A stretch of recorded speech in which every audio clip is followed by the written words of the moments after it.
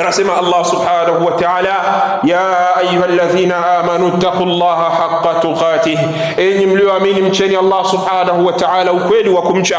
Mcheni Allah subhanahu wa ta'ala ucha Mungu wa sawasawa, ucha Mungu wa kweli. Tambua mja wa Allah ni wajibu wako kumcha Allah ukweli wa kumcha.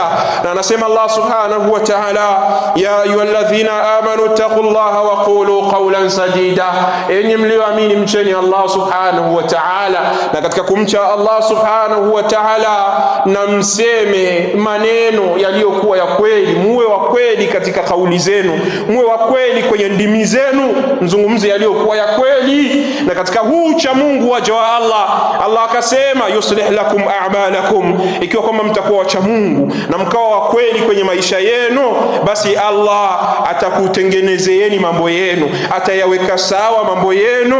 Wa yaghfir lakum dhunubakum, na pia vile vile atakusameheni madhambi yenu.